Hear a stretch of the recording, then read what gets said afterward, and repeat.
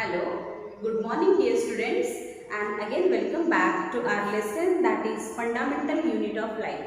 Okay, in yesterday's class we have seen the types of the plastids. Okay, there are two main type of plastids that we have talked about, leucoplast and the chromoplast. Okay, we have seen all the types of the plastids of the leucoplast and the chromoplast. So today we are going to talk about important type of plastid, that is the type of chromoplast, and that helps in the photosynthesis of the plant. Plants are preparing their own food with the help of by the process of photosynthesis. So which cell organelle is playing an important role into the process of photosynthesis? That cell organelle, its chloroplast, we are going to talk about. Okay, so today's our topic is structure of chloroplast. Okay, structure of chloroplast.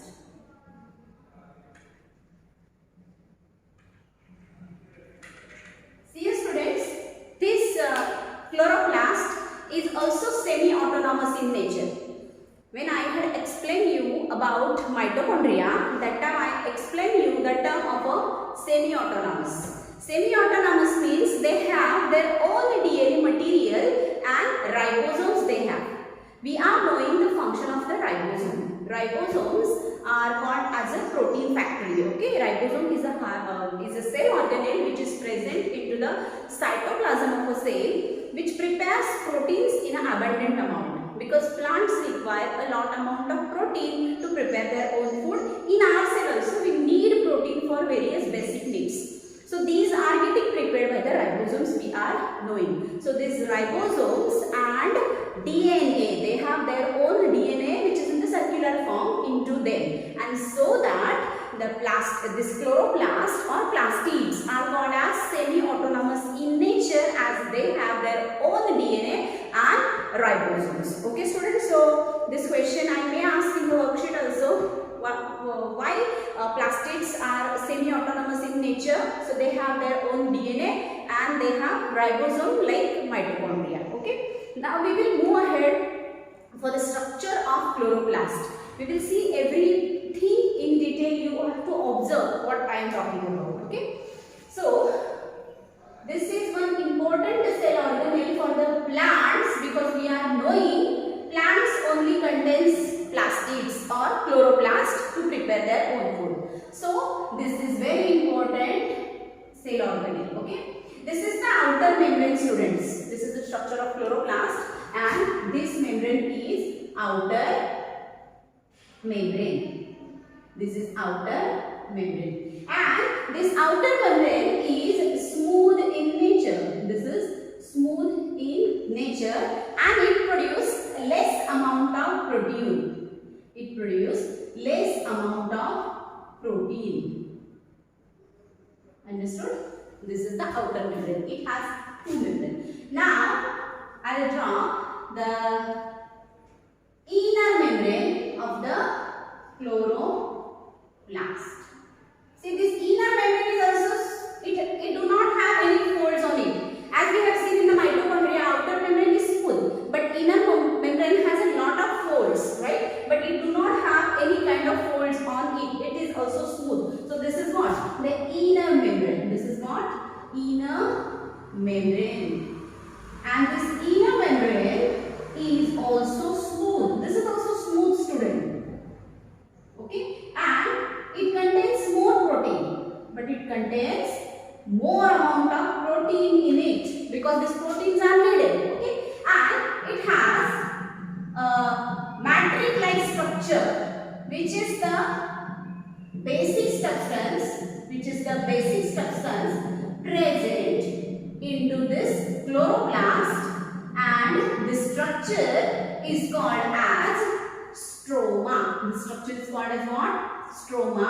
This is matrix are present. This is the main ground material present into the chloroplast, which is colorless, and this is called as stroma. This is called as what? Stroma. Okay. It is rich in enzymes. This is rich in enzymes. This is rich in enzymes.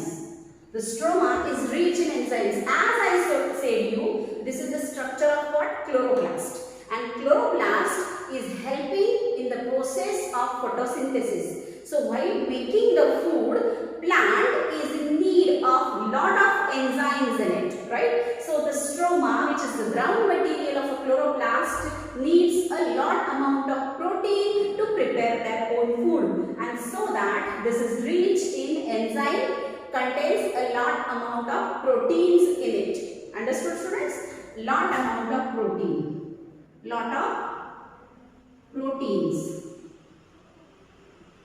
are present in it. Okay? One specific, this stroma here, you know students, as we will move ahead in class 10, whenever we will learn the photosynthesis process, that time I shall explain you dark reaction and a light reaction.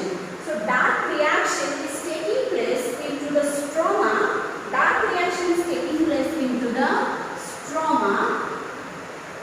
And for this dark reaction, we are in need of lot of enzymes which is rich in protein, and the name of that enzyme is rubisco. That name of enzyme is what? Rubisco, which is rich in protein. Rubisco, the long form for the rubisco is ribulose biphosphate carboxylase. Okay, ribulose biphosphate carboxylase is the long form for the rubisco. When we will learn photosynthesis, that time we will be able to learn about the rubisco, which is a lot amount of protein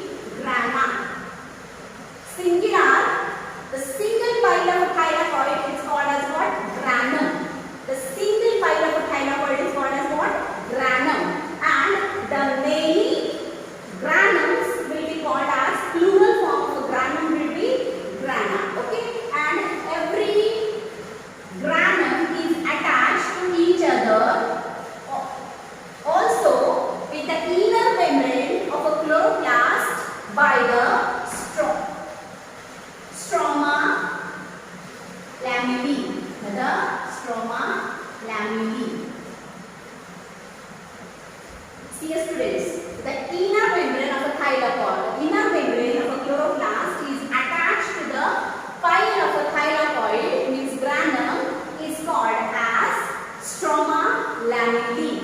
Okay, it is not only attached with this, but the two granules are also attached with each other by this channel-like structure, and that structure is called as what? Stroma lamellae. Okay, student? I hope it is clear for you. Now, we'll see the structure of what? Thylakoid, and the very important in this chloroplast, we will have a very important pigment unit which helps for the photosynthesis, or that pigment has the affinity for the sunlight. Okay, to prepare the food for the plant, it has the affinity for the sunlight, and that pigment is called as what? Chlorophyll. And this pigment is present here.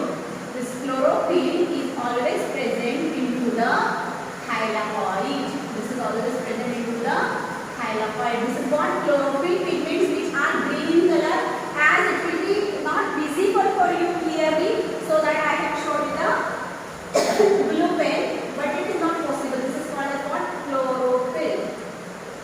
These are the chlorophyll pigments, right? And if we will have a closer look to this thylakoid, this thylakoid will also have two membranes. This will also have a two membrane, right? This is outer membrane. This is outer membrane, and this is inner membrane. This is inner membrane. Okay, and this chlorophyll pigments, and this is the sac-like structure, student. You can see this is the structure of one thylakoid, and this part of the thylakoid is called as what? Lumen. It is called as what? Lumen. Okay, and chlorophyll pigments are never present into the lumen. They are always present on the in between the inner and the outer membrane. These are called as what? Chlorophyll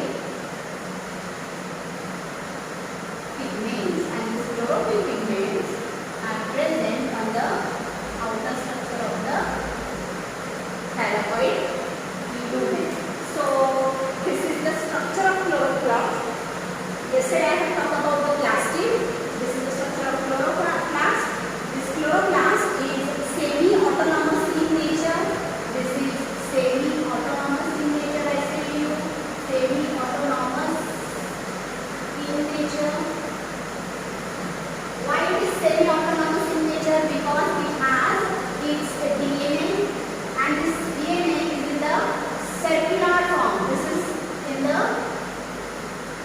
DNA is in the circular form, and it contains its own ribosomes. As these ribosomes are present into the stroma, into the plastids, so these ribosomes are called as plastid ribosomes.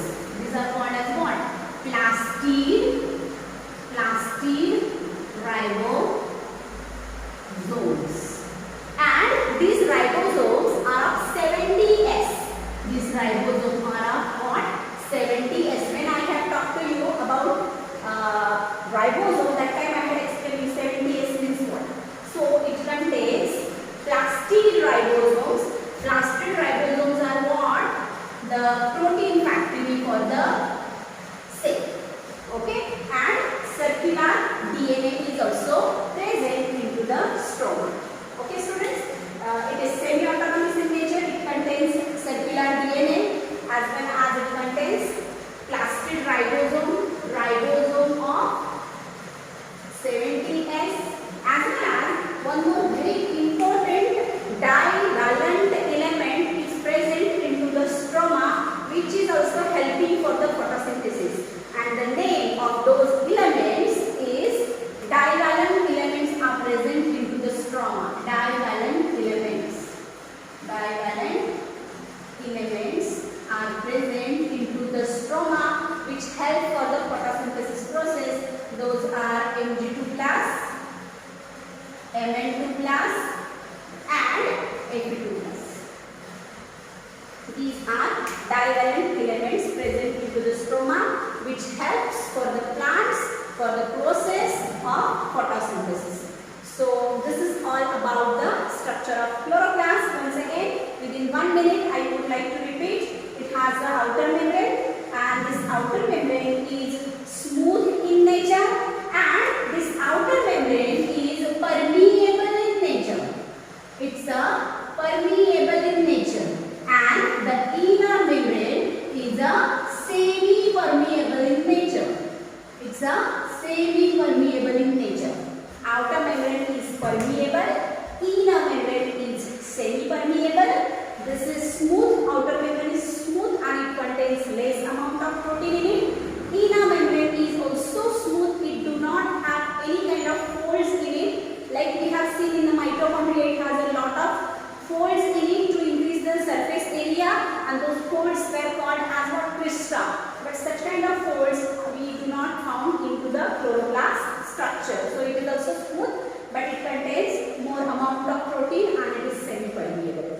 Inside it, one matrix-like structure is present, which is the main ground material which is present into the chloroplast. That is called as what? Stroma. Okay.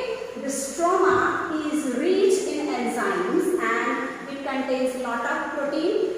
It has a very important type of enzyme that is called as what? Rubisco, ribulose, biphosphate, carboxylase is the long form for it, and it contains a lot of protein. It helps into the dark reaction, and it has the affinity for the carbon dioxide to prepare its own food during the process of photosynthesis. Understood? It has thylakoid. There is a pile of thylakoid, singular it is called as a granum.